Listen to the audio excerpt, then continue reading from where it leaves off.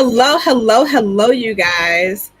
Welcome to Life Discussions with Dr. Jefferson. I am your host, Dr. Lakiana Jefferson Brown, and I will be here talking to you about where we are right now. We are 21 days in, I do believe. Let me check. Yeah. So we are 21 days into the month of May, and this is 2024. And essentially, May is coined as the National Alliance of Mental Illnesses Mental Health Awareness Month. So we want to be able to recognize what mental health crises looks like. We need to understand what mental health looks like. We need to understand what mental illness looks like, essentially, right? So that's kind of what I'll talk to you guys a little bit about. And I'm going to record this and leave this here so that you guys have a chance to take advantage of the information on here. And then do with it what it is that you will. Be a source of empowerment and enlightenment and continue to spread love and light throughout the universe and your systems that you are connected to. I am a psychotherapist, and I am primarily stationed in Atlanta, Georgia. And we're gonna talk to what psychotherapists are. We're gonna talk to what other qualified mental health professionals are. We're gonna talk about crisis, and we're gonna talk about the awareness component today. So without further ado, I'm gonna go ahead and I'm going to jump right in. Okay. So first things first, I always encourage people to have the discussion, right? Have the talk about mental health and talk about mental illness and talk about your experiences, and to do so without fear of being judged. Because a couple of things.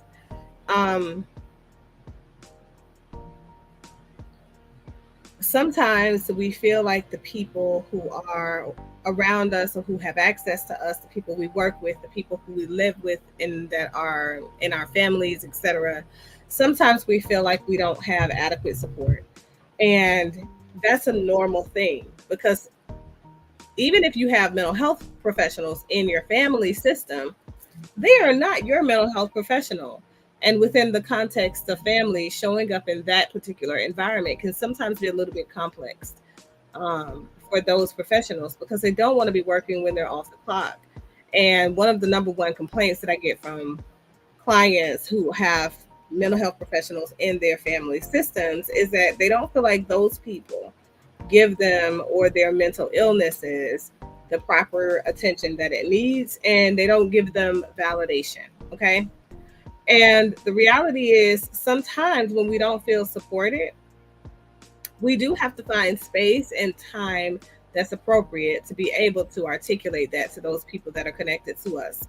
So that could look a lot of different ways. It could look like, hey, listen, I'm having some difficulties, or I'm seeing a professional about this, or I have a confirmed diagnosis of this, and it looks like this. I've been getting treatment, I've been taking medication, and it looks like this, right? And just asking them, to what extent do you feel like you're okay with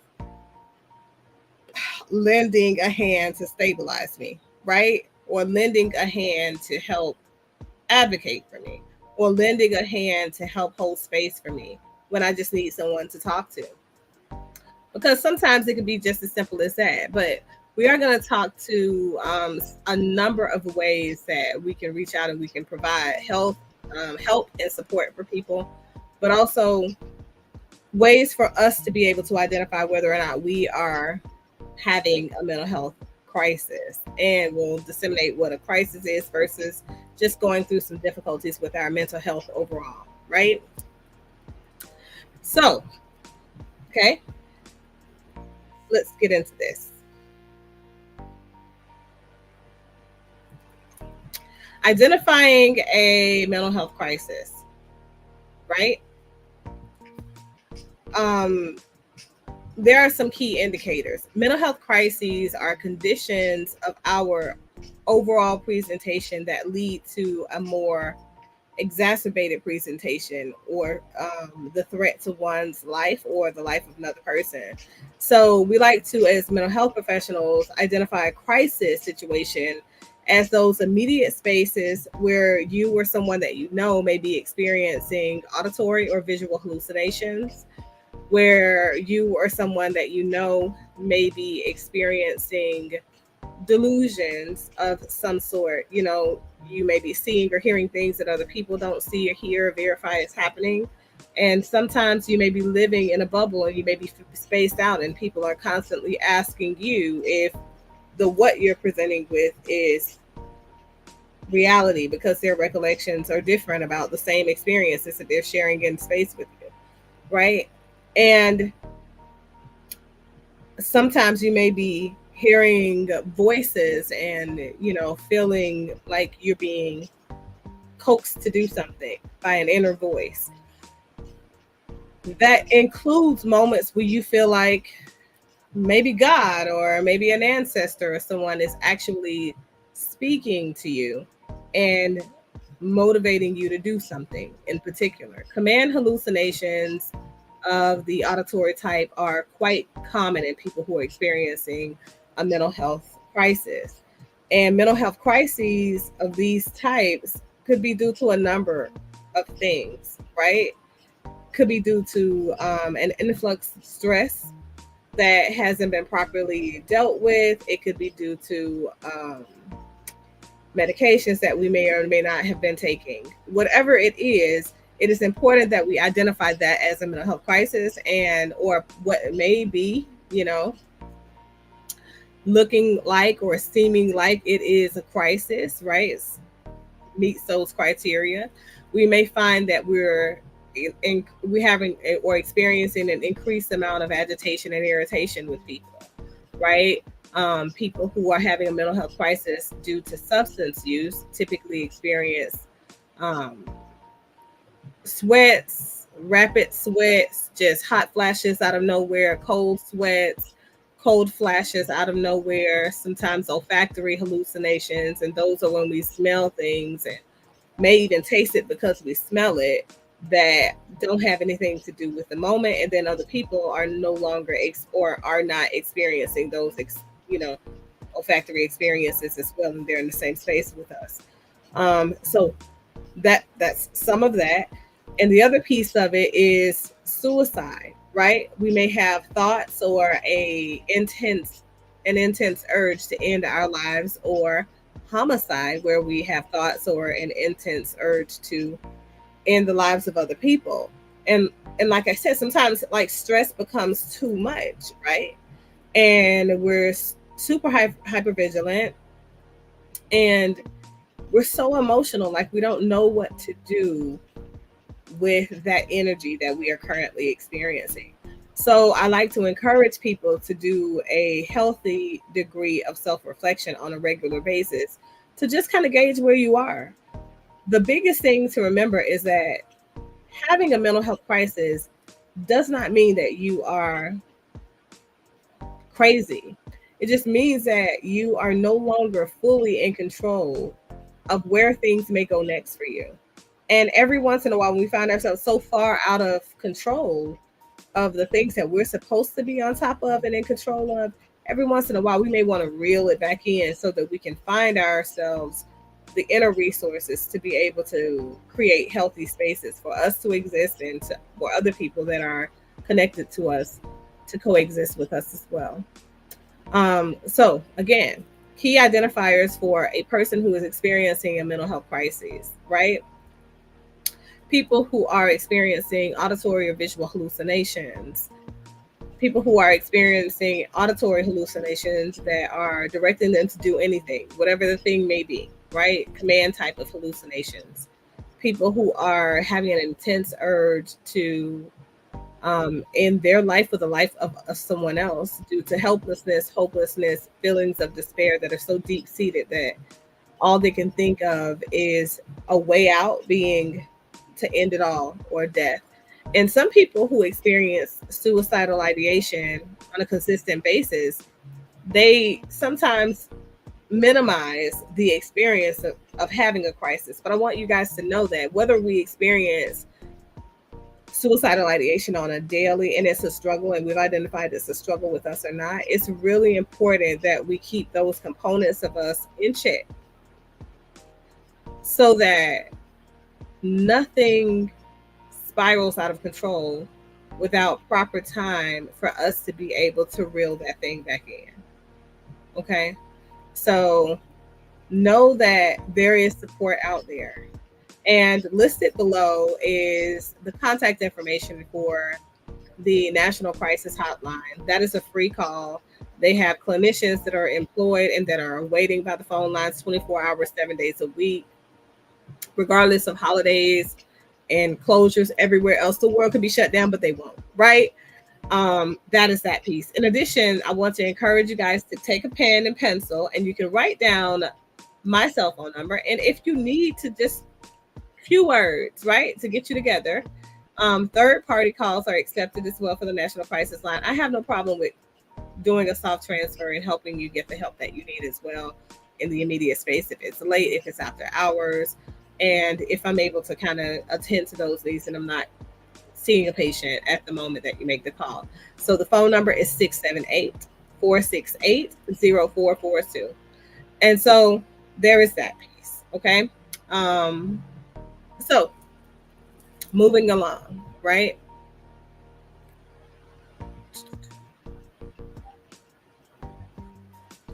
What can I do to help self? So if I am the person who is experiencing a mental health crisis, right? I'm noticing that I'm off kilter, I'm super sensitive, very teary, just feeling just hopeless. And I just feel like, nothing can get better. And I'm at the worst, I'm at the lowest of my lows. I don't see a way out of my situation. I feel like nobody can help me. And I've tried everything, I've prayed, and I just feel like my prayers are going unanswered. And the only thing that's coming to me as far as a sign, I'm feeling like maybe God may be telling me to end my life. If I am in that space and I do not have a therapist because I haven't been seeking professional help before, or who knows, I don't feel like mental health professionals are useful. It could be a plethora of things, right? Do yourself your due diligence and pick up the phone. Pick up the phone and dial the crisis line. Let a qualified mental health professional be able to put you in direct contact with someone, link you with someone that can consistently vie for your mental health and stability. And the reality is, maybe it's a deeper crisis than what you think it is. And maybe you need someone to physically be there and offer support. There are also mobile crisis units that can be deployed at a moment's notice so that you can get the type of help that you need and you can have somebody to sit with you, even if you don't know anybody that can sit with you from your family or your friend or your close network of people that are connected to you. Pick up the phone, dial 800-273-8255 and get linked to a qualified mental health professional.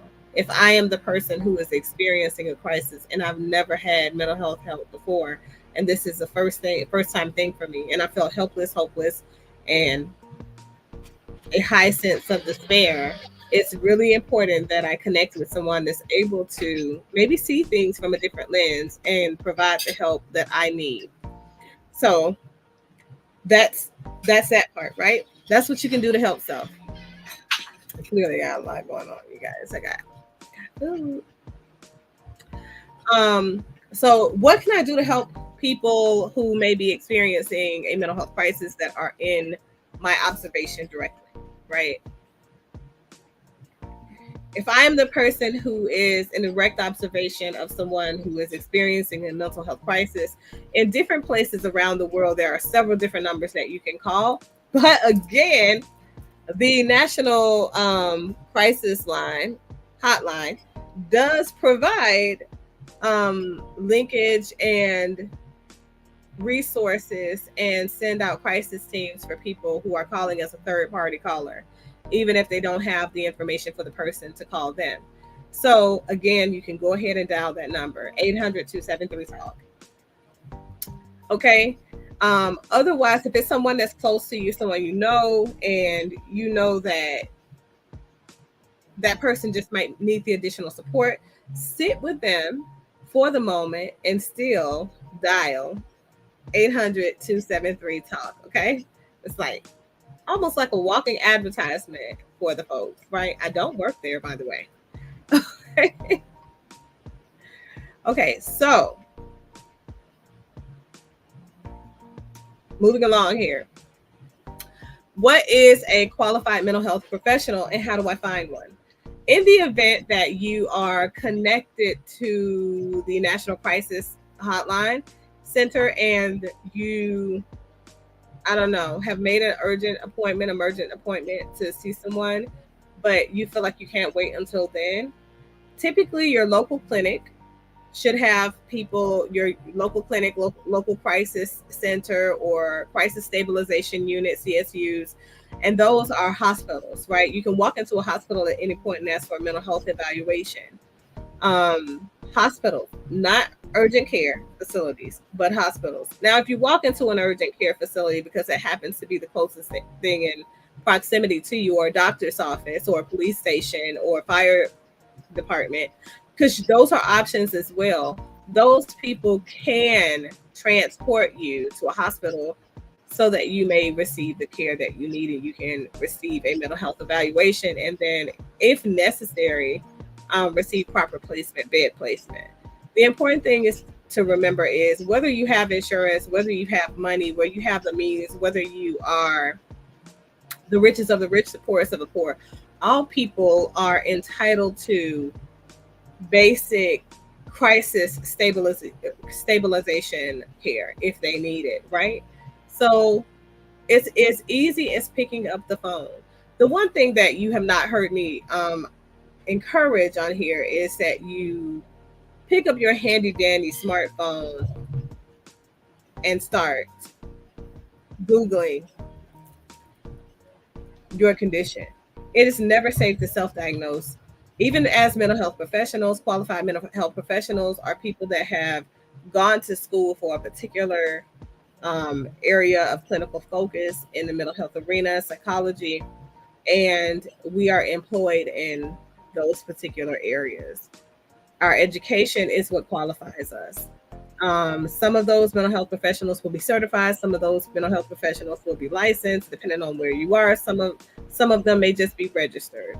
But those people have gone to school and acquired the educational credentials that qualified them to be able to help you through identifying, after deep-seated discovery, what it is that you're going through, and to mitigate you experiencing the fallout or the symptoms, the everyday symptoms or whatever of the mental health condition that you happen to be dealing with. Now, I will say this: we are not all created the same. We are not all equal.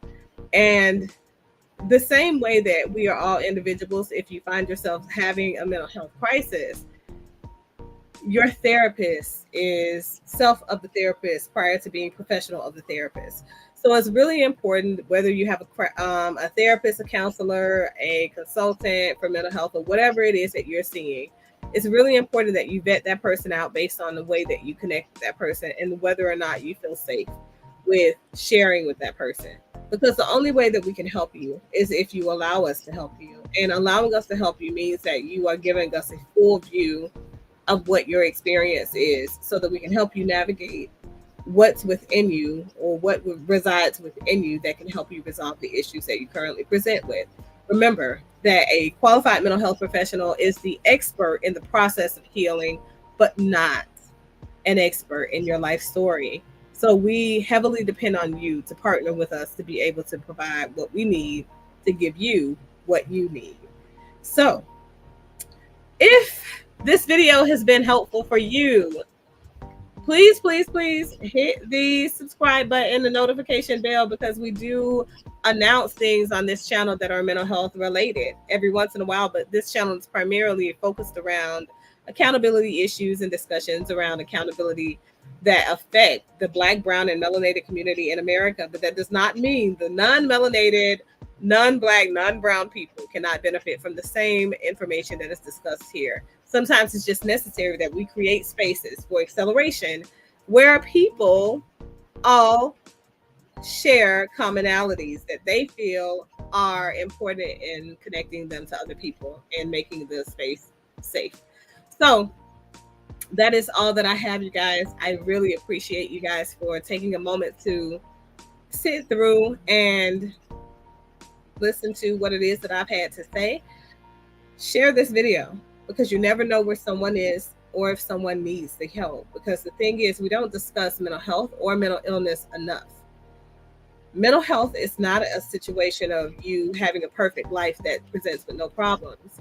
Mental health is knowing where you are at all times, emotionally, mentally, and behaviorally, and knowing who you are as a baseline person so that you can connect yourself with parts of you that identify that you are struggling in those areas, and you do need the assistance of an outside person to be able to guide you to those inner resources again that resolve the presentation of those issues that you find yourself struggling with.